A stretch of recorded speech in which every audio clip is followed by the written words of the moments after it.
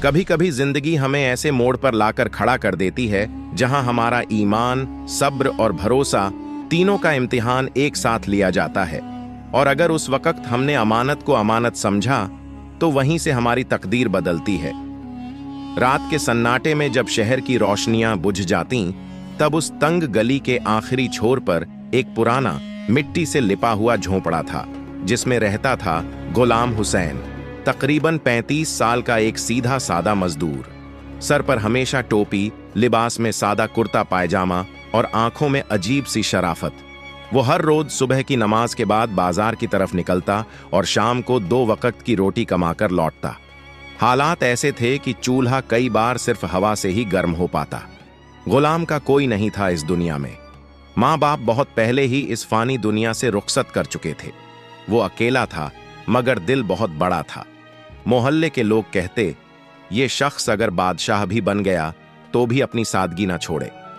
थका हारा बाजार से लौट रहा था जब रास्ते में उसे एक छोटा सा चमड़े का बटुआ पड़ा मिला। साया धीमा था, मगर उसकी आंखों ने बखूबी देखा। वो बटुआ सुनहरा काम किया हुआ और बहुत भारी मालूम हो रहा था।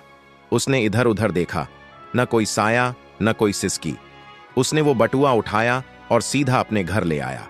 अंदर जाकर जब उसने बटुआ खोला तो उसके होश उड़ गए।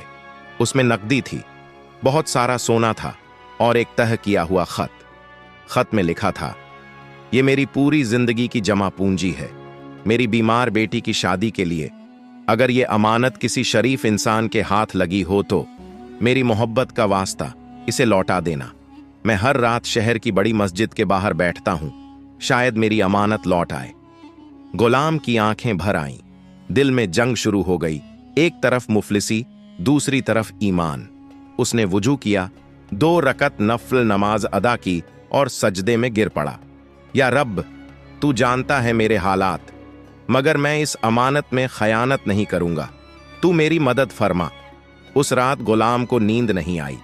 सुबह की अजान के साथ ही वो अपने झोंपड़े से निकला और सीधा शहर की सबसे बड़ी मस्जिद की जानिब रवाना हुआ। मस्जिद के बाहर बेंच पर एक बूढ़ा शख्स बैठा था, चेहरे पर शिकन, आंखों में इंतजार। गुलाम उसके पास गया, उसके हाथों में बटुआ थमाया और बस इतना कहा, आपकी अमानत, अल्लाह ने मुझे वसीला बनाया। बूढ़ा पहले हक्का बक्का रह गया, फिर रो पड़ा। बेटा, आज से तू मेरा बेटा हुआ, मैं तेरा सहारा बनूंगा और अल्लाह गवाह है, तूने मेरी बेटी की जिंदगी बचा ली। और यहीं से खुलता है तकदीर का दूसरा दरवाजा। बूढ़े शख्स ने कांपते हाथों से बटुआ लिया, सीने से लगाया और देर तक रोता रहा। फिर उसकी आंखें गुलाम की आंखों से टकराईं और वो बोला, तू जानता है मैं कौन हूं? गुलाम ने सर झुका लिया, मैं तो बस एक मजदूर हूं हुजूर। इंसान की पहचान नहीं देखता, उसकी जरूरत देखता हूं। बूढ़े ने गहरी सांस ली, फिर अपने कुर्ते की जेब से एक छोटा सा विजिटिंग कार्ड निकाला और गुलाम को थमा दिया। हाफिज बशीर अहमद, मालिक, बशीर ग्रुप ऑफ कंपनीज। गुलाम की आंखें फैल गईं। ये वही नाम था जिसे उसने अखबारों में पढ़ा था। शहर का बड़ा कारोबारी, मगर पिछले कुछ सालों से गायब। बशीर साहब ने बताया, मेरी बीवी का इंतकाल हुआ, बेटी बीमार हो गई, मैंने सब कारोबार छोड़ दिया। अब एक ही मकसद है, बेटी की इज्जत और इलाज। वो रुके, फिर गुलाम की तरफ देखकर बोले, तेरे जैसे लोग आज भी इस दुनिया में हैं, इसीलिए तो रब इस जमीन को थामे हुए है। गुलाम ने हाथ जोड़ लिए, मैंने कुछ खास नहीं किया, जो मेरा नहीं था वो मैंने रख नहीं सकता। बशीर साहब ने उठकर गुलाम का हाथ थाम लिया, चल मेरे साथ, आज से तू मेरे साथ रहेगा। गुलाम घबरा गया, मगर हुजूर, मेरा घर, मेरी रोजी। बशीर साहब ने मुस्कुराकर कहा, अब तेरी रोजी मैं हूं, तू मेरे ऑफिस में काम करेगा बतौर ट्रस्टेड असिस्टेंट, और मेरा वादा है तेरे ईमान का सिला जरूर मिलेगा। उसी शाम गुलाम पहली बार कार में बैठा। उसे ऑफिस ले जाया गया, जहां लोग हैरान थे कि ये सीधा सादा सा आदमी मालिक के साथ कैसे आया।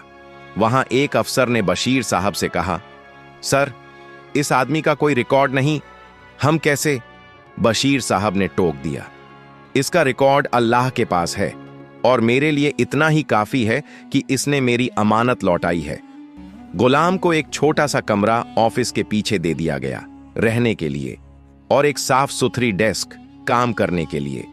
रात को जब गुलाम तख्त पर लेटा, वो छत की तरफ देख रहा था और उसकी आंखों से आंसू निकल रहे थे।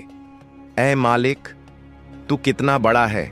एक अमानत से तूने मुझे जिंदगी का नया रास्ता दे दिया, मगर ये तो बस शुरुआत थी। असली इम्तिहान अब शुरू होने वाला था। सुबह दफ्तर की पहली अजान की तरह आई। गुलाम ने फज्र की नमाज पढ़ी, कुरान की 2 आयतें पढ़ीं और फिर सफेद कुर्ता पहनकर दफ्तर जाने को तैयार हुआ। जिस दफ्तर को वो कल तक बाहर से देखा करता था, आज उसी के भीतर बैठने जा रहा था। बशीर साहब ने उसे ऑफिस में सबके सामने खड़ा किया। आज से ये मेरा सबसे भरोसेमंद आदमी है। जो हुक्म मैं दूं, वही इसकी जिम्मेदारी होगी। कोई भी शक या सवाल नहीं चलेगा। दफ्तर के कई चेहरे खींच गए। पुराने अफसरों की आंखों में जलन थी। एक सादा सा इंसान, ना कोई डिग्री, ना कोई तजुर्बा, सीधे मालिक की बगल में। मगर गुलाम को इन बातों से कोई वास्ता नहीं था। उसे पहली जिम्मेदारी दी गई बशीर ग्रुप के गोदामों का हिसाब किताब देखना। हर चीज का रजिस्टर बना और ईमानदारी से रिपोर्ट पेश कर, बशीर साहब ने कहा। गुलाम ने गोदामों का दौरा शुरू किया। हर गोदाम पर अफसरों की मिली भगत चल रही थी। माल कम दिखाया जाता, कागज ज्यादा बनाए जाते। उसने सब देखा, चुपचाप, बगैर किसी को बताए, दिन रात मेहनत की। 4 दिन में ही उसने हर गोदाम का असल हिसाब कागजों में दर्ज कर लिया। 5वें दिन वो रिपोर्ट लेकर बशीर साहब के कमरे में पहुंचा। ये लीजिए हुजूर, ये हकीकत है। बशीर साहब ने चश्मा लगाया, फाइल खोली। पढ़ते ही उनके चेहरे के रंग बदल गए। ये सब चोरी कर रहे थे? जी, और बहुत वक्त से कर रहे थे। बशीर साहब ने उसी वक्त 4 अफसरों को तलब किया। रिपोर्ट उनके सामने रखी। गुलाम ने सिर्फ 4 दिन में वो दिखा दिया जो तुमने 4 साल में छिपाया। अफसर बौखला गए। ये झूठ है, ये मजदूर हम पर इल्जाम लगा रहा है। बशीर साहब उठ खड़े हुए। अगर ये झूठ हुआ तो आज के बाद ये इंसान मेरे ऑफिस में कदम नहीं रखेगा, लेकिन अगर ये सच हुआ तो तुम्हारे लिए ये दरवाजा हमेशा के लिए बंद हो जाएगा। एक एक गोदाम की तफ्तीश हुई। गुलाम की रिपोर्ट एकदम सही निकली। 4 अफसरों को उसी वक्त नौकरी से निकाल दिया गया। दफ्तर में खलबली मच गई। लोग अब गुलाम को मामूली नहीं समझ रहे थे, मगर गुलाम की आंखों में अब भी वही सादगी थी। उसी शाम बशीर साहब ने उसे अपने घर बुलाया। तूने मेरी कंपनी को नई सांस दी है। अब मैं तुझे एक और अमानत सौंपना चाहता हूं, मेरी बेटी की देखभाल। गुलाम चौंका। हुजूर, मैं? हां, उसकी तबीयत नाजुक है। उसे ताजगी चाहिए, ईमानदारी चाहिए। तू दिन में एक बार उससे मिल, बातें कर, बस उसकी खुशी का सबब बन। अगले दिन गुलाम पहली बार उस कोठी के अंदर गया जिसे लोग बशीर विला कहते थे। अंदर खामोशी पसरी थी। दीवारों पर उदासी लिपटी हुई। एक कमरे के बाहर एक खातून खड़ी थीं। आप ही गुलाम हुसैन हैं? जी, अंदर चलिए, शहजादी रजिया आपसे मिलना चाहती हैं। कमरा खुला और वहां एक नाजुक सी लड़की, तकरीबन 27 साल की, सफेद चादर ओढ़े हुए बिस्तर पर बैठी थी। चेहरा पीला, आंखें बुझी बुझी। उसने गर्दन घुमाकर देखा और हल्के से मुस्कुराई। आप वही हैं ना जिन्होंने अब्बू की अमानत लौटाई थी? गुलाम ने सर झुका लिया। अमानत को लौटाना मेरा फर्ज था, कोई इनायत नहीं। उसने पहली बार आंखें पूरी तरह खोलीं। शायद मेरी जिंदगी में पहली बार किसी ने फर्ज की इतनी खूबसूरती से अदायगी की है। गुलाम कुछ नहीं बोला, बस बैठ गया और कमरे की खामोशी में उनका दर्द महसूस करता रहा। उसी शाम कोठी के बाहर 2 परछाइयां लंबी होती चली गईं, एक अमानत और एक तकदीर, जो अब चुपचाप एक नई कहानी लिखने को बढ़ रही थी। शाम की रोशनी बशीर विला के झरोखों से छनकर अंदर आ रही थी। कमरे की खामोशी में रजिया की सांसें और गुलाम के दिल की धड़कनें एक अनजानी लय में बंधती जा रही थीं। उस दिन से गुलाम की जिम्मेदारी सिर्फ ऑफिस की नहीं रही, अब उसे रजिया की तन्हाई से भी लड़ना था। हर रोज दोपहर में वो कोठी आता, रजिया के कमरे के बाहर जूते उतारता, अंदर दाखिल होता और खामोश बैठ जाया करता। पहले दिन रजिया सिर्फ मुस्कुराई, दूसरे दिन 1-2 जुमले बोले और तीसरे दिन वो खुद पूछने लगी, क्या आपको भी कभी किसी से मोहब्बत हुई थी? गुलाम थोड़ा झेंप गया, फिर मुस्कुराकर बोला, मैंने मोहब्बत की है, मगर उस खुदा से जिसने मुझे आज तक जलील नहीं किया। रजिया की आंखों में चमक आ गई। क्या आप मेरी दुआ में भी उसी खुदा से कुछ मांग सकते हैं? गुलाम ने सर झुका लिया। अगर मेरी दुआ में तासीर हुई तो आपका हर दर्द रब खुद उठा लेगा। रजिया उस दिन पहली बार खुलकर हंसी। कोठी की दीवारें जो बरसों से चुप थीं, जैसे जरा मुस्कुरा उठीं। बशीर साहब दूर से ये सब देख रहे थे। उनके चेहरे पर सुकून की परछाई थी। रात को गुलाम अपने कमरे में बैठा दुआ के लिए हाथ उठाए, या रब इस बेटी के हिस्से की उदासी मुझ पर डाल दे, लेकिन इसकी आंखों में आंसू ना रहने दे। अगले ही हफ्ते डॉक्टर का कॉल आया। रजिया के हालात में बेहतर बदलाव नजर आ रहे हैं। वो अब बात करने लगी है, हंसने लगी है। उसकी दवाइयां असर कर रही हैं। लेकिन बशीर साहब समझते थे कि ये दवाओं से ज्यादा एक ईमानदार इंसान की सच्ची मोहब्बत का असर था। कुछ ही दिन बाद बशीर साहब ने गुलाम को ऑफिस बुलाया और कहा, मैं अब रिटायर होना चाहता हूं। अपने कारोबार की जिम्मेदारी तुझे सौंपनी है। गुलाम ने फौरन इनकार कर दिया। हुजूर, मैं इस काबिल कहां, यह सब मेरी औकात से बाहर है। बशीर साहब ने कंधे पर हाथ रखा। औकात वही बनाता है जो अमानत में खयानत ना करे। तुझसे ज्यादा लायक कोई नहीं। फैसला हो गया। गुलाम अब बशीर ग्रुप का ऑफिशियल मैनेजिंग ट्रस्टी था। शहर में यह खबर जंगल की आग की तरह फैली। कुछ लोग जल गए, कुछ हैरान हुए और कुछ ने हाथ जोड़कर कहा, अल्लाह उसे और ऊंचाई दे जिसने ईमान को अपना जेवर बनाया। मगर जिस रोज गुलाम ने ऑफिस की चाबी थामी, उसी शाम एक पुराना दुश्मन वापस लौट आया। मिर्जा ताहिर, बशीर ग्रुप का पुराना बिजनेस पार्टनर, जिसने बरसों पहले कंपनी से धोखाधड़ी करके बशीर साहब को तन्हा छोड़ दिया था। अब वो वापस आया था, साजिशों के साथ। मिर्जा ताहिर ने सबसे पहले गुलाम पर निशाना साधा। तुम जैसे सड़क के आदमी को एक अरबों की कंपनी कैसे संभालनी आती है? गुलाम ने मुस्कुराकर जवाब दिया, ईमान में तालीम नहीं, नीयत देखी जाती है, और मैंने अपनी नीयत कभी बदली नहीं। मगर ताहिर चुप बैठने वालों में से नहीं था। उसने बशीर ग्रुप की मार्केट वैल्यू गिराने के लिए नकली प्रोडक्ट्स बाजार में उतारे, अफवाहें फैलाईं और पुराने स्टाफ को रिश्वत देकर गुलाम के खिलाफ कर दिया। गुलाम के लिए ये एक और इम्तिहान था। एक तरफ जिम्मेदारी, दूसरी तरफ साजिश, और बीच में थी रजिया, जो अब तक गुलाम की सादगी से दिल ही दिल में मोहब्बत करने लगी थी। एक रात वो खिड़की के पास बैठी थी, चांद की तरफ देख रही थी।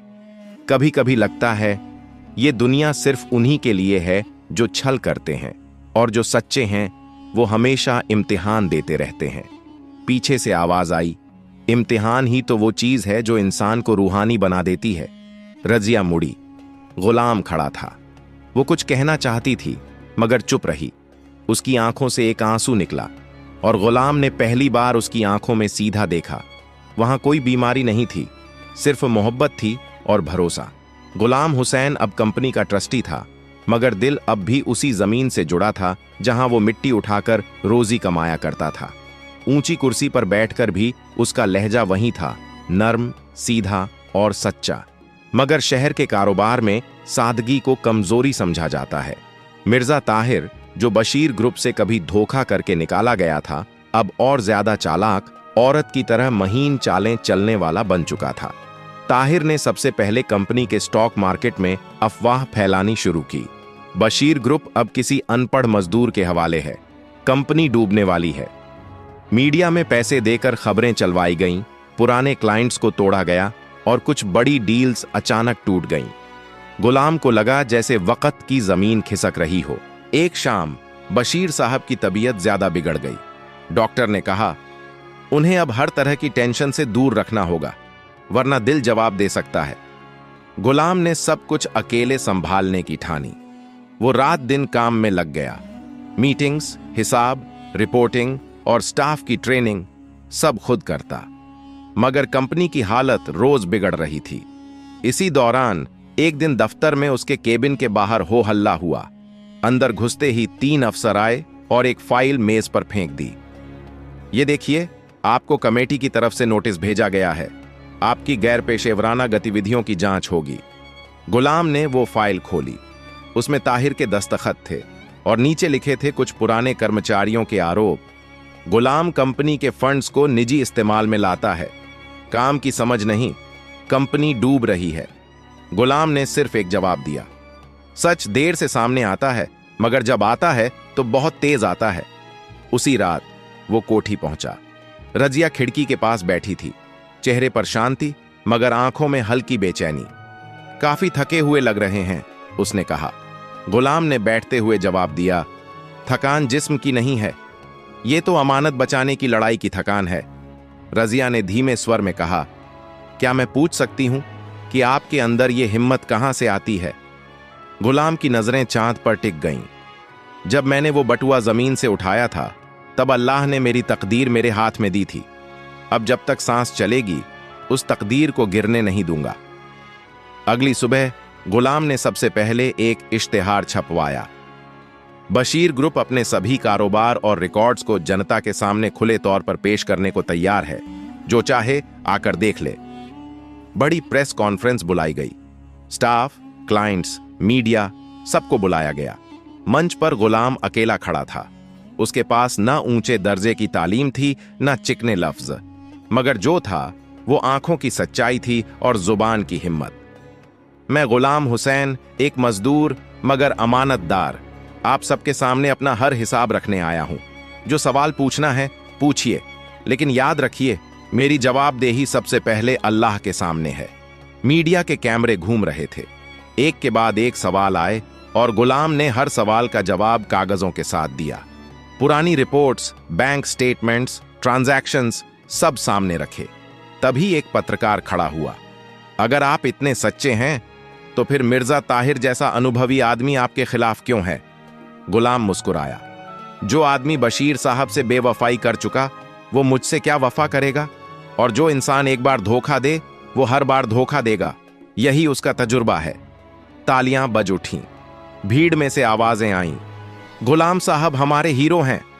बशीर ग्रुप की इज्जत बचाने वाला यही शख्स है। उसी वक्त पुलिस ऑफिसर भी पहुंचे। उनके पास वारंट था। हमें मिर्जा ताहिर की कंप्यूटर एक्ट और फाइनेंशियल फ्रॉड में रिपोर्ट मिली है। ताहिर वहीं रंगे हाथों पकड़ा गया। उसकी चालें उल्टी पड़ चुकी थीं। बशीर साहब उस दिन व्हील चेयर पर बैठे बैठे ये सब देख रहे थे। आंखों में आंसू थे और होठों पर एक ही लफ्ज, अमानत ने आज फिर एक तकदीर को बचा लिया। शाम को रजिया गुलाम के पास आई। हाथ में एक छोटा सा गुलाब था। ये उस शख्स के लिए है जो रूह से अमीर है। गुलाम ने गुलाब लिया मगर कुछ नहीं कहा। उसका दिल भीग चुका था मगर लब खामोश थे। गुलाब की वह छोटी सी शाख जो उस दिन रजिया ने गुलाम के हाथ में रखी थी, किसी फूल से ज्यादा एक इजहार थी, मगर बिना किसी लफ्ज के। वो एक खामोश अमानत थी जो अब दिल की तहों में उतर चुकी थी। गुलाम ने उस गुलाब को अपने कमरे में कुरान शरीफ के पन्नों में संभाल कर रख दिया, जैसे कोई अपने रब की दी हुई दौलत को सीने से लगाता है। वह जानता था कि मोहब्बत एक जज्बा है, मगर जब वह ईमान के साथ मिल जाए तो इबादत बन जाती है। उस रोज के बाद से रजिया और गुलाम के दरमियान कुछ ना कहते हुए भी बहुत कुछ बदलने लगा।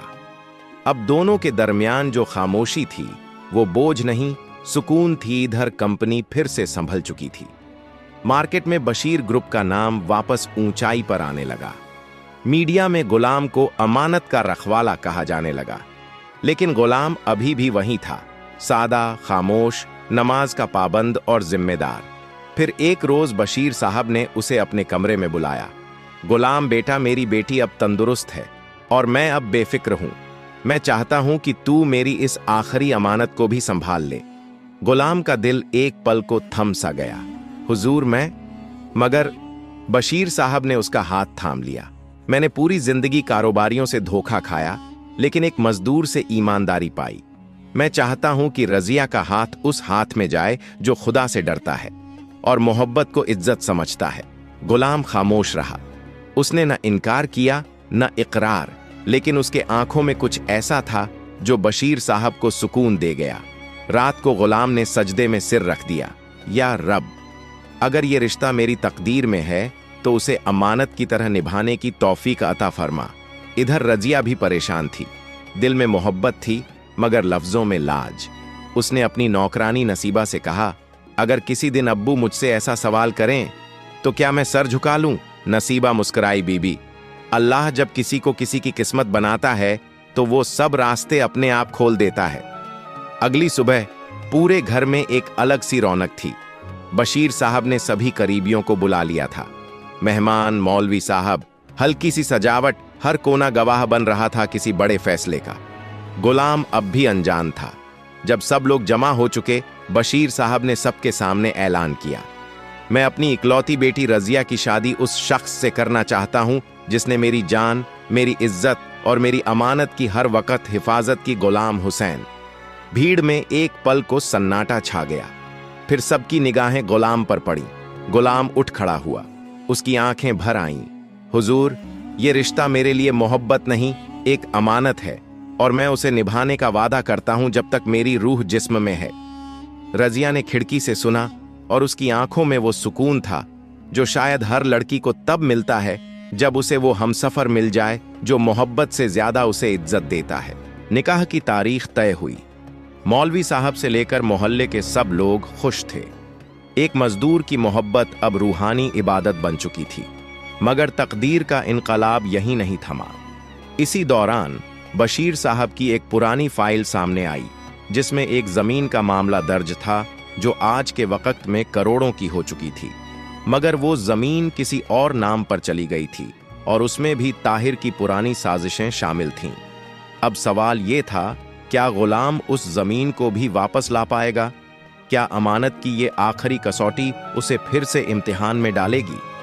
निकाह की तैयारी चल रही थी। कोठी के हर कमरे में कोई न कोई खुशखबरी तैर रही थी। रजिया अब पहले से ज्यादा मुस्कुराने लगी थी और गुलाम की आंखों में एक नई चमक थी। मगर वो चमक घमंड की नहीं थी, बल्कि उस सुकून की थी जो केवल अमानतदारी निभाने वालों को हासिल होती है।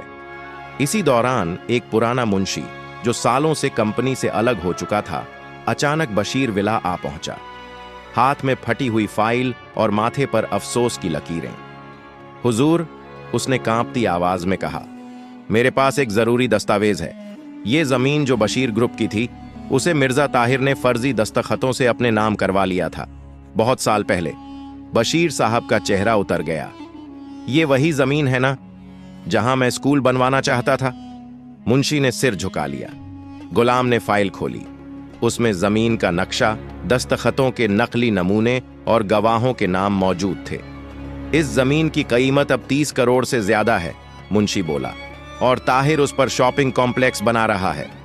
रजिया, जो पास ही बैठी थी, खामोश हो गई। गुलाम ने फाइल को मोड़ा, उठकर खड़ा हुआ और सिर्फ एक जुमला कहा, अगर अमानत छीन ली गई है तो उसे वापस लाना मेरा फर्ज है। अगले ही दिन गुलाम कोर्ट पहुंचा, दस्तावेज लेकर, मुंशी को गवाह बनाकर। उसने केस फाइल करवाया और खुद अदालत में पेश हुआ। बिना वकील, बिना तामझाम मिर्जा ताहिर को समन भेजा गया। वो पहली ही पेशी में अपने वकील के साथ अदालत में आया। सलीकेदार सूट, बेशर्मी की मुस्कान और साथ में नकली गवाह। जज साहब, वकील बोला, ये जमीन ताहिर साहब ने लीगल तरीके से खरीदी है। इनके पास रजिस्ट्री, दस्तखत और स्टैंप हैं। गुलाम ने कुछ नहीं कहा, सिर्फ एक कागज आगे बढ़ाया। ये देखिए, इन दस्तखतों में जिनका नाम है वो इस वक्त तक जिंदा ही नहीं थे। अदालत सन्न हो गई। और ये है बैंक का स्टेटमेंट। उस वक्त किसी तरह की कोई पेमेंट हुई ही नहीं। फिर मुंशी को गवाह के तौर पर खड़ा किया गया। मैंने खुद देखा था, ताहिर साहब ने दस्तावेजों पर दबाव डालकर साइन करवा लिए थे और उसके बाद कंपनी से मुझे निकाल दिया गया। जज ने केस स्थगित कर दिया और जांच के आदेश दिए। ताहिर के चेहरे से पहली बार घबराहट झांकने लगी। गुलाम अब पूरे दिन कोर्ट, तहसील और पुरानी सरकारी फाइलों में लगा रहता। उसके कपड़े अब फिर से वहीं सादगी लिए हुए थे, मगर इरादा इस बार भी लोहे जैसा मजबूत था। रजिया कई बार उसे समझाने लगी, आप क्यों इस जमीन के पीछे अपनी सेहत खराब कर रहे हैं? हमें तो आपका साथ चाहिए, ना कि कोई और जंग। गुलाम मुस्कुराया, रजिया बीबी, ये जमीन मेरी नहीं, मगर एक नेक मकसद की अमानत है। इसे वापस लाए बिना मैं कैसे तुम्हारा हमसफर बनूं? रजिया की आंखें भर आईं। वो अब जानती थी कि गुलाम सिर्फ एक इंसान नहीं, बल्कि उस नीयत का नाम है जो खुदा के दरबार में सीधी जाती है। इसी बीच कोर्ट का आखिरी फैसला आया। तहकीकात के अनुसार यह प्रमाणित होता है कि मिर्जा ताहिर द्वारा की गई जमीन की रजिस्ट्री फर्जी दस्तावेजों के आधार पर हुई है। अदालत इस जमीन को पुनः बशीर ग्रुप को सौंपने का आदेश देती है। साथ ही ताहिर पर धोखाधड़ी और दस्तावेजों की जालसाजी का मुकदमा भी कायम किया जाता है। अदालत के बाहर लोगों की भीड़ जमा थी। पत्रकारों ने कैमरे गुलाम के सामने किए। आपने इतनी बड़ी लड़ाई अकेले कैसे जीती? आपकी ताकत क्या थी? गुलाम ने सिर्फ इतना कहा, जिस दिन इंसान अपनी नीयत को झुकने नहीं देता, उस दिन खुदा उसकी अमानत को टूटने नहीं देता। रात को बशीर विला में फिर से रोशनी थी। बशीर साहब ने एक थाली में मिठाई रखते हुए कहा, आज उस स्कूल की नींव रखी जाएगी जो मेरी सबसे बड़ी ख्वाहिश थी। रजिया ने गुलाम को गुलाब का वही सूखा फूल दिखाया। ये अब भी मेरे पास है और आज मैं इसे तुम्हारे नाम करती हूं। गुलाम ने सिर झुका लिया। अब ये मोहब्बत भी मेरी अमानत है और मैं इसे भी ईमानदारी से निभाऊंगा। सुबह की रोशनी जब बशीर विला के दरवाजे पर पड़ी तो गुलाब के पौधों की पत्तियां भीगी हुई थीं, जैसे रात भर किसी इबादत ने उन्हें तर किया हो। उस सुबह की फिजा में एक जश्न की हल्की सी मिठास थी। आज उसी जमीन पर पहला पत्थर रखा जाना था जहां बशीर साहब बरसों से एक स्कूल बनवाना चाहते थे। गुलाम सुबह तड़के ही तैयार होकर पहुंचा। सिर पर सफेद रूमाल, आंखों में सुकून और हाथों में कुरान शरीफ। जमीन पर पहली ईंट रखते हुए उसने बिस्मिल्लाह पढ़ी और फिर रजिया को इशारे से पास बुलाया। आप भी हाथ रखें, गुलाम ने कहा। रजिया झुकी। दोनों के हाथ एक साथ उस ईंट पर टिके। बशीर साहब दूर खड़े मुस्कुरा रहे थे। जिस हाथ ने मेरी अमानत को संभाला, वही हाथ अब इस इल्म के घर की नींव रख रहा है। मीडिया, नगर निगम के अफसर और मोहल्ले के सैकड़ों लोग जमा हो गए थे। हर कोई एक बात कह रहा था, ये सिर्फ स्कूल नहीं, एक मिसाल की शुरुआत है। मगर किसी को नहीं पता था कि उस भीड़ में एक चेहरा और भी था, मिर्जा ताहिर, जो अदालत के फैसले के बाद जमानत पर बाहर आया था। उसकी आंखों में अब सिर्फ जलन थी और दिल में इंतकाम। ताहिर ने बशीर विला के पुराने नौकर को अपने पास बुलाया, जो एक वक्त में रजिया के कमरे तक के राज जानता था। अगर तू एक छोटी सी चीज मेरे लिए कर दे तो तुझे बाहर कहीं बड़ा बंगला और लाखों दूंगा, ताहिर ने कहा। नौकर झिझका, मगर फिर लालच भारी पड़ा। उसने हामी भर दी। प्लान यह था, स्कूल की नींव में नकली सीमेंट की बोरियां डलवा देना, जिससे कुछ ही महीनों में इमारत गिर जाए और बदनामी का सारा बोझ गुलाम के सिर पर आए। 2 रात बाद जब गुलाम इबादत में मशगूल था, उसी रात ट्रक से नकली माल उतरवा दिया गया। काम इतनी सफाई से किया गया कि किसी को खबर न हुई। मगर ईमान के रास्ते में जब कोई चलता है तो खुदा उसकी निगरानी करता है। अगली सुबह एक छोटा बच्चा, जिसका बाप उसी साइट पर मजदूर था, खेलते खेलते बोरियों में गिर पड़ा। जब मजदूर उसे उठाने दौड़े तो एक बोरी फट गई और उसमें से गारा नहीं, सफेद पाउडर और रेत जैसा मलबा निकला। गुलाम को तुरंत बुलाया गया। उसने एक एक बोरी की जांच की और फिर सारा माल रुकवा दिया। उसने उसी वक्त सारी सीसीटीवी फुटेज निकलवाई और उसमें एक ट्रक साफ दिखाई दिया जो रात के वक्त आया था। गाड़ी के पीछे लिखा था, ताहिर सप्लाई एंड कंपनी। गुलाम ने कुछ नहीं कहा। उसने बशीर साहब से इजाजत ली और सीधा पुलिस थाने पहुंचा। अब की बार सबूत उसके पास थे, नकली माल, ट्रक की फुटेज और गवाही देने वाला वही मजदूर। 1 हफ्ते के अंदर ताहिर को फिर गिरफ्तार कर लिया गया। इस बार जमानत नाकाबिल थी। बशीर साहब ने सुकून की सांस ली, मगर अब उम्र जवाब दे रही थी। उनकी तबीयत एक बार फिर बिगड़ने लगी। डॉक्टरों ने कहा, अब ज्यादा वक्त नहीं है, जो भी जरूरी हो उनसे कह लीजिए। एक रात गुलाम उनके पास बैठा था। बशीर साहब ने उसका हाथ थामा और कहा, बेटा, तूने मेरी दुनिया को फिर से जिंदा किया। अब मेरा वक्त करीब है। एक आखिरी वसीयत है, मेरी बेटी रजिया, अब तेरी जिम्मेदारी है। मोहब्बत से बढ़कर अब उसे इज्जत देना और इस स्कूल को कभी गिरने न देना। गुलाम की आंखों से आंसू गिर पड़े। मैं वादा करता हूं हुजूर कि आपकी बेटी और आपकी अमानत दोनों को जान से ज्यादा संभालूंगा। 3 दिन बाद बशीर साहब इस दुनिया से रुखसत हो गए। शहर की हर सड़क पर उनके जनाजे में लोग उमड़ पड़े। नारा गूंज रहा था, ईमानदारी का सौदागर बशीर अहमद अमर रहे। रजिया ने गुलाम के कंधे पर सिर रख दिया। अब इस घर में सिर्फ आप हैं और मैं। गुलाम ने उसका हाथ थामा। अब ये घर नहीं, अमानत है, और मैं इसके हर दर को सीना बनाकर संभालूंगा। बशीर साहब को दुनिया से गए 40 दिन बीत चुके थे। हर कमरे में उनकी यादें थीं। वो पुराना कुर्सी जिस पर वो बैठकर हिसाब किया करते, वो दीवार जिस पर उनकी और बीबी साहिबा की तस्वीर टंगी थी, और वह छोटा सा स्टूल जिस पर कभी रजिया ने बचपन में बैठकर अलिफ बेते पढ़ी थी। मगर अब वक्त बदल चुका था।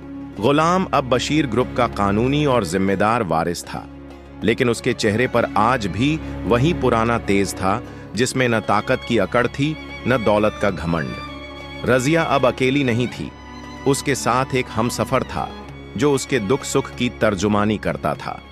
40वें के बाद एक दिन बशीर विला में एक खास बैठक हुई।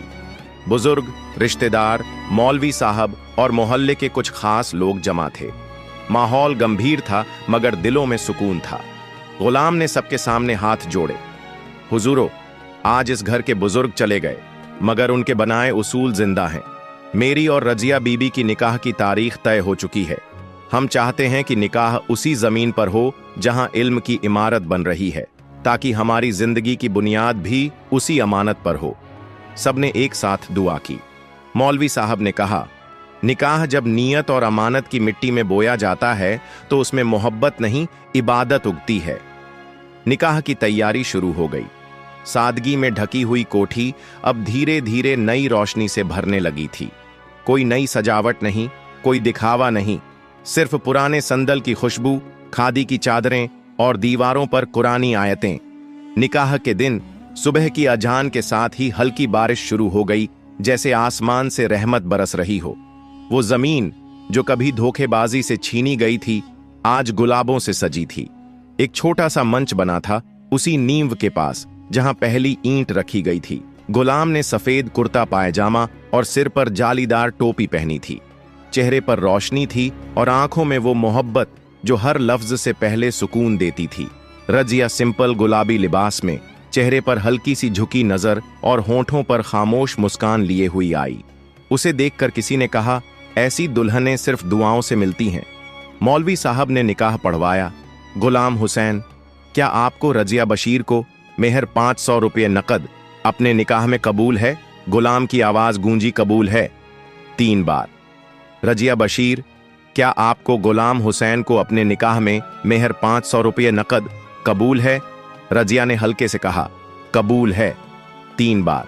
सबकी आंखों से आंसू बह निकले, मगर वो आंसू दर्द के नहीं थे, वो उस सुकून के थे जो बरसों की मोहब्बत और ईमानदारी से हासिल होता है। निकाह के बाद रजिया ने कुरान शरीफ उठाकर माथे से लगाया और कहा, आज मैं अपने अब्बू की आखिरी अमानत को इस घर में जिंदा रखने की कसम खाती हूं। गुलाम ने उसका हाथ थामा। अब ये घर हमारा नहीं, एक मिसाल का घर है, और इस घर में सिर्फ मोहब्बत नहीं, रब का डर और रसूल का अदब होगा। 3 दिन बाद स्कूल की पहली घंटी बजी। छोटे छोटे बच्चे कतार में खड़े थे। हर बच्चे को एक छोटा सा कुरान और स्लेट दी गई। गुलाम और रजिया ने हर बच्चे को अपने हाथों से दाखिला फॉर्म दिए। स्कूल का नाम रखा गया मदरसा ए अमानत। उस दिन की तस्वीर अखबार में छपी एक मजदूर जिसने ईमान से इमारत बनाई। मगर तभी कुछ अफसरों की नजर उस जमीन पर फिर से पड़ी। एक बिल्डर ने सरकारी रजिस्ट्रेशन में गड़बड़ी निकालकर दावा कर दिया, ये जमीन वक्फ की है, इसे प्राइवेट नहीं किया जा सकता। गुलाम फिर से कागजों में डूब गया। अब की बार मामला कोर्ट से नहीं, वक्फ बोर्ड से था, और वहां रिश्वत से फैसला लिखा जाता था।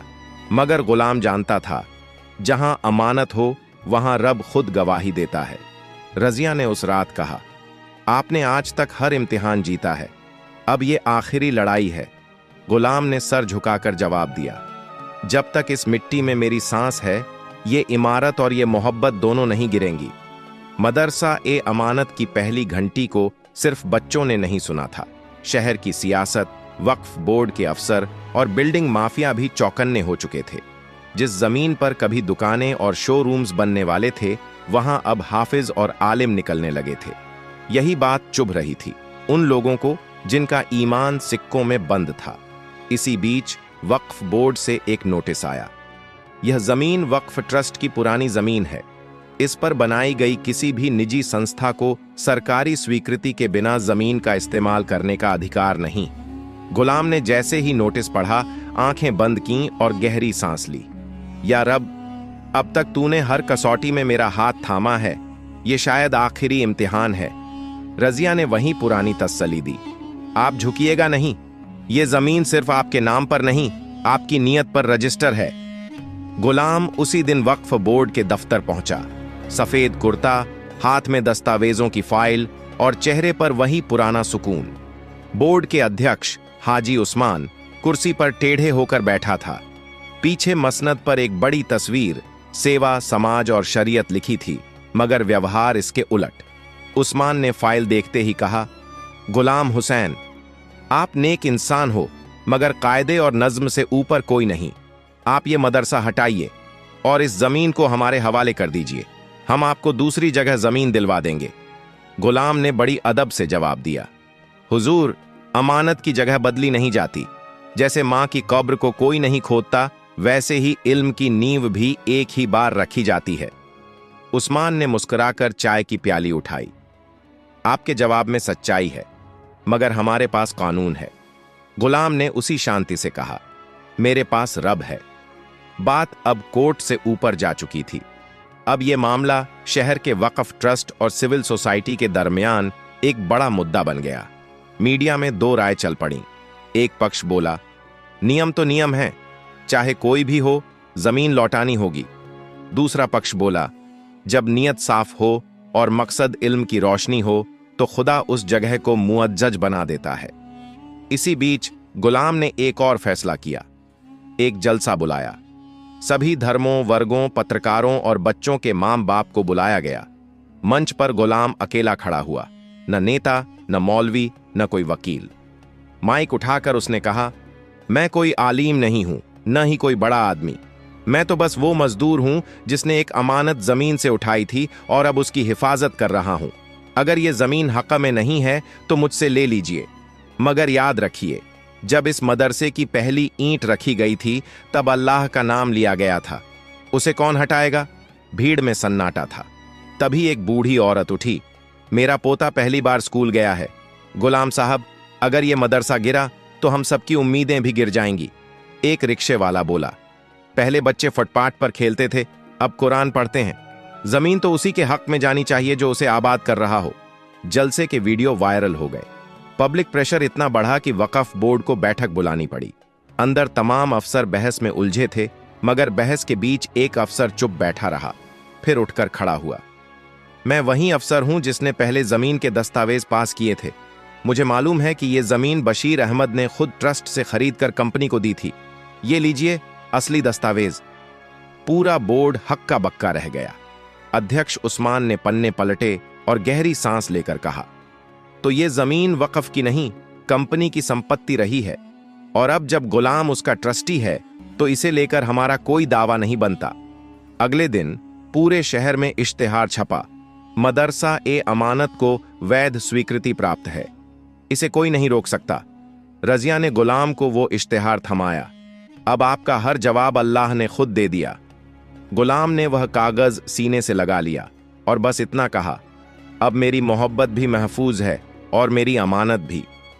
वक्फ बोर्ड से मिली जीत के बाद शहर की हवाओं में गुलाम हुसैन का नाम सिर्फ तारीफ नहीं, बल्कि मिसाल बन चुका था।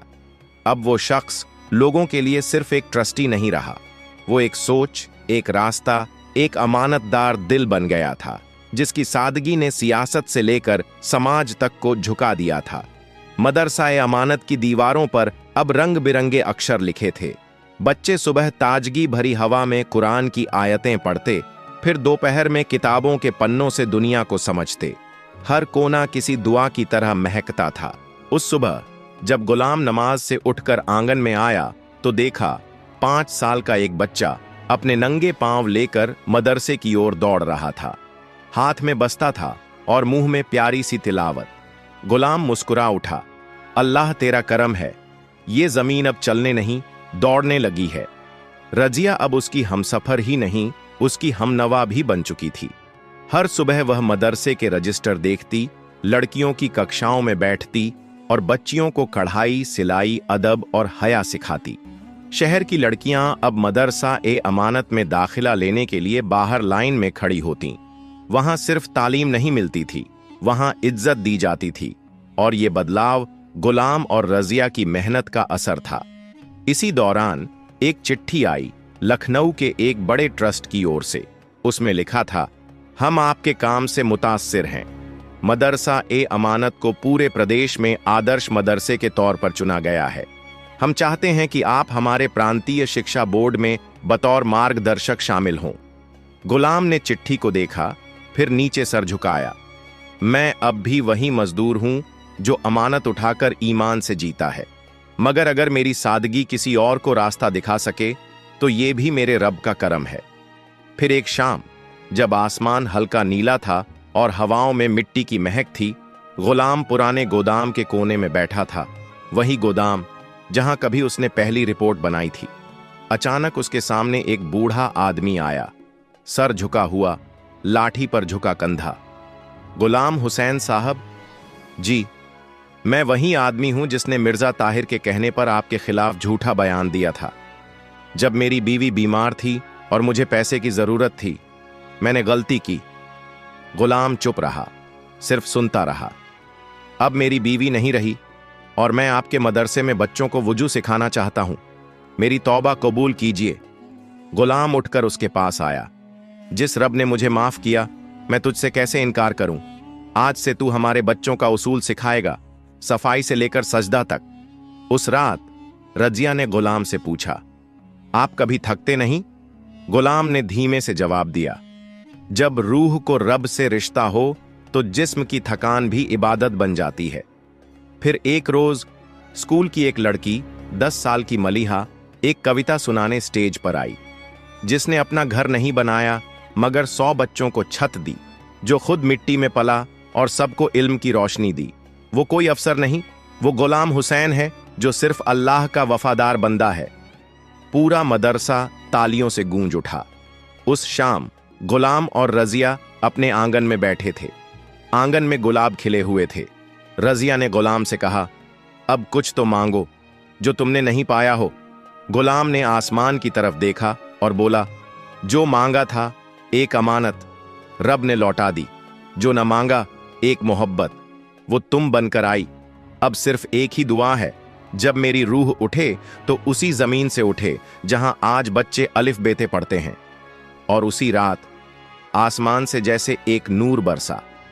कोई मर नहीं रहा था, बल्कि एक अमानत पूरी होकर अब एक नई रोशनी बन गई थी। एक अमानत ने सिर्फ एक इंसान की तकदीर नहीं बदली, बल्कि एक पूरी नस्ल की सोच, सच्चाई और रूहानी पहचान को फिर से जिंदा कर दिया। और यही होती है अमानत की तकमील।